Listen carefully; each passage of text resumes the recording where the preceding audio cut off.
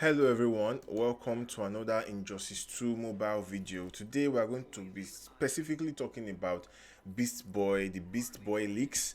I believe many of us have seen some of these passives, and we're going to see how good this character potentially could be. So we'll just start with the first passive called Sharp Talons. When successfully performing a special move, it applies wound effect for 5 seconds. Mind you, all these passives we're going to be talking about are on level 1. So yeah, any numbers you are seeing here could scale much higher when the character is released. So it applies wound for 5 seconds. And what exactly is wound? So wound is going to apply 50% of attack value in form of damage from basic and strong attacks carried out by Beast Boy's team or opponents with this effect. So essentially, you know the way Twin Blade works, where if you are doing your basic attacks or your swipe attacks, you have an extra damage. So this is basically going to be that for Beast Boy. So Beast Boy is going to, this passive is basically a Twin Blade passive. NRS is fond of doing this now. They take artifact passive and put it on their characters. These guys are really short of ideas. But basically that's what it's going to be. Once you apply wound effect, any opponent suffering from wound is going to be taking extra dot damage by 50% of either Beast Boy's attack or any of his teammates that are fighting. This makes it that Beast Boy could be a support or it could be the main damage dealer on the team. So yeah, that looks interesting. If it's overall attack, that's going to have some value, but we've seen that even with MK1 Scorpion, that is attack is, I think it scales with the overall attack, but it's still looking like it's not great. So but then again, I said 50% at level 1, so this could even scale up to, let's say, 300% or 200% or something higher. So 200% attack, if considering overall attack, that's actually would be good. If you think of it, that's actually would be good, especially when you have leveled up solo raid artifacts. So the passive one is strong. I like the passive one. If it works out well the way they've specified here, I think it's going to be a very good one.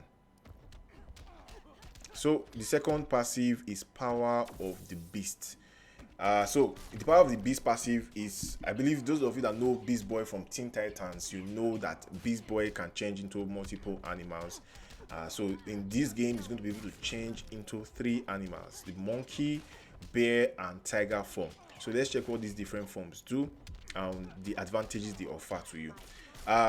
Monkey form: against enemies with wound effect, defense reduction is cumulative and may exceed the maximum limit, stacks up to 5 times. So in the monkey form, is going to be able to reduce the opponent's defense, stacking up to 5 times, and it could exceed the limit. So even when an opponent has like 75% defense, it's not specified the exact number here, but it could reduce it to even less than 0. So it could have like maybe minus 20 defense. So that's really sounds interesting. It means for most of the match, if you are using the monkey form, the opponent is basically not going to have any defense. So I could think of a bunch of uses for that form. So the next form is the bear form. The bear form, bear form. BEAR. I don't know how you guys pronounce it. Against enemies with wound effect, increases the duration of stun by 20%. So 20% would mean like a character that has like a 5-second stun. Let's say he has a 5-second stun on his own special 2, is going to be able to do 6 seconds if it's in bear form. That's very interesting. And increases the chance to influence rate bosses by 50%. So we already have 2 characters that can stun bosses by 50% in this game. That is Arkham Knight Batman, and that's Black Manta. The only other character that can do something similar is Mr. Freeze, where he can freeze bosses, but it has like 30% chance. So 50% chance makes him okay. Like, it's a good form at that point. What I'm thinking, what if, like I said, this is level 1, right? What if the percentage duration also increases to maybe like 50%? So if he has a 5-second stun, it takes it to like 7.5 second stun, and the chance to influence raid bosses maybe scales up at level 7, like 7 stars. It now becomes 100%. That will actually make him unique and make him special, because he will now be the only character in the game that can stun raid bosses. And you know why that's great? That would be great because even if he is not useful as a damage dealer, you could use this guy with maybe like LO 18 and stun the boss and use Heartbreaker Queen to do damage in league raids or league wars, or even in any mode, solo raid or whatever. So that will actually make him really useful. I could think of a bunch of other uses for that, but that's the first use that comes to my mind at the moment, and that will really make him special. But if maybe the 50% chance to influence raid boss doesn't work, it means that, not like, if it doesn't exceed this point, it means that it's just another Black Manta or Arkham Knight Batman. So at the moment, passive 1 still seems the strongest, because from this passive 2 is reducing defense, which if you are doing dot damage, that doesn't matter. And for bear form to stun the boss, if those numbers are not much higher, even the chance to affect raid boss, it is not really special. So the tiger form against enemies with wound effect increases long-term damage when using special moves by 200%.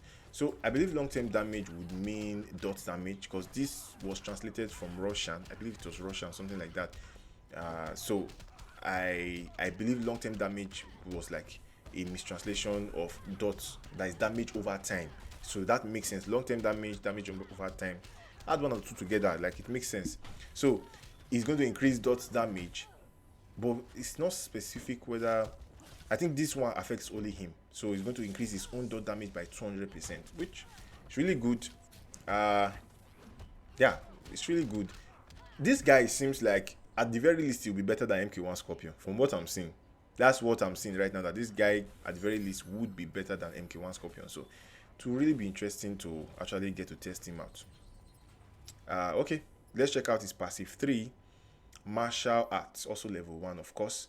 When successfully performing a special move, there's a 20% chance of restoring strength.